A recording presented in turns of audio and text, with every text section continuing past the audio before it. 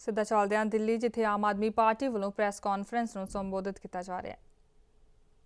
और भी है जो आज सुबह हमने निकाला है इस पेपर में ministry of company corporate affairs जो साफ तौर पर कह रही है कि फेब्रियोल ऑन ट्विल्स, इसमें ये दो अभी तक ये इसके एक्टिव मेंबर के तौर पर हैं। तो या तो उन्होंने 2012 वाली बात झूठ कही, प्रेस को छुपाने की बात कही है, और अगर की है तो उन्होंने कहा कि भाई नैतिकता के तकाजे के आधार में इस्तीफा दे दिया, तो अपने संन्यास ले लेना चाहिए।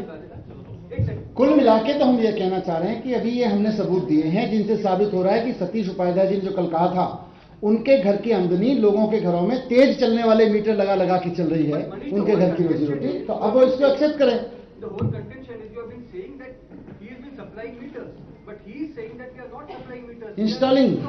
Installing meters. देखिए वो मीटर वो चाइना में बन के आए या जापान में बन के आए, उससे हमें मतलब नहीं है, लेकिन इंस्टॉल कौन कर रहा है, लगा कौन रहा है, लगा तो वही रहे हैं, उनकी कंपनी लग रही है। ट्रांसफॉर्मर वो लगा, सारी चीजों की जांच तो सीएजी ऑडिट क्यों रुकवाया हुआ है? यही सारी चीजों की जांच तो होनी चाहिए कि नहीं होनी चाहिए?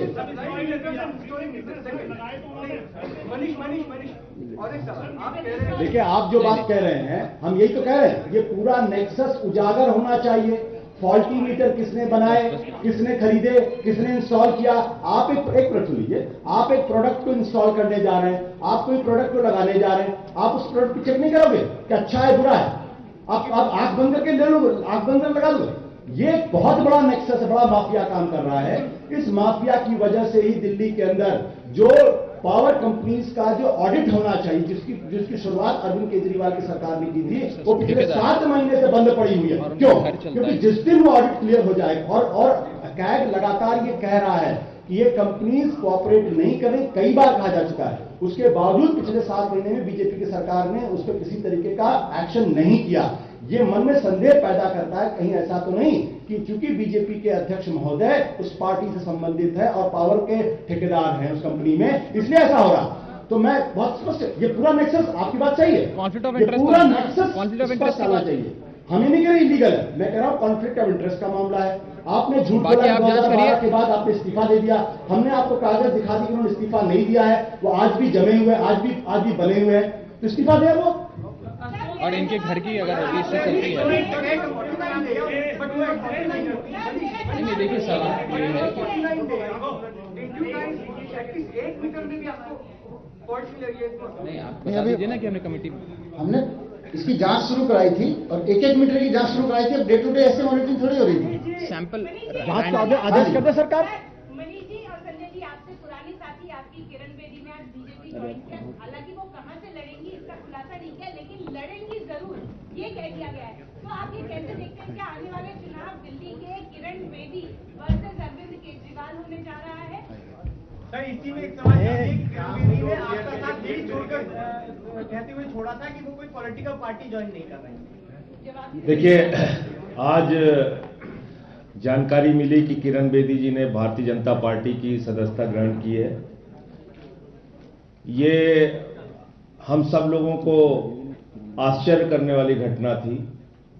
इसलिए आश्चर्य करने वाली घटना थी कि राजनीति में आने के सवाल पे ही उन्होंने फैसला लिया था कि उनको जीवन भर गैर राजनीतिक रह के अपने आंदोलन के माध्यम से जनता की आवाज को उठाना है, जनता की सेवा को करना है, और उन्होंने फैसला लिया कि वो राजनीतिक दल या किसी राजनीतिक पार्टी में नहीं जाएंगे। एक से पूरा तो होने दीजिए, आप जवाब तो दे, जवाब तो सुन लीजिए, या आर्ग्यूमेंट कर, और टीवी बहस थोड़ी चल रही है।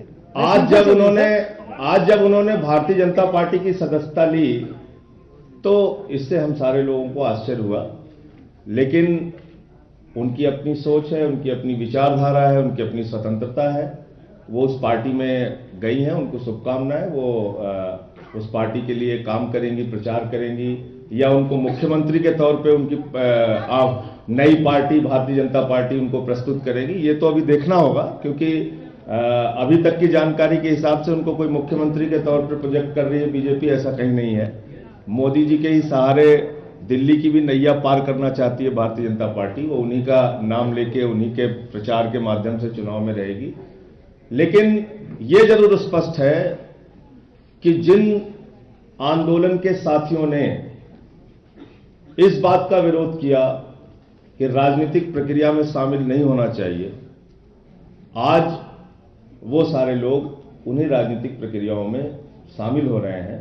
ये जरूर एक प्रश्न खड़ा करता है लोगों के सामने। और अब साथ ही साथ ये भी मन में प्रश्न खड़ा करता है कि कहीं ना कहीं इस पूरे आंदोलन को, इस पूरे राजनीतिक आंदोलन को जो हम लोगों ने शुरू किया था आम आदमी पार्टी के माध्यम से, उसके पीछे हमारी क्या मंशा थी और जिन लोगों ने हमारा साथ उस समय नहीं दिया उनकी क्या मंशा थी।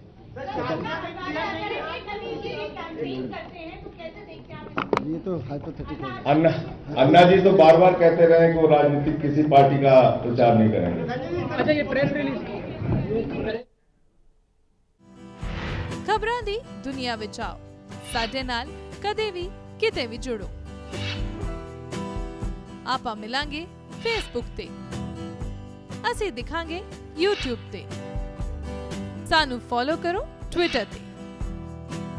खबरां नाल जुड़े रहो दिन रात।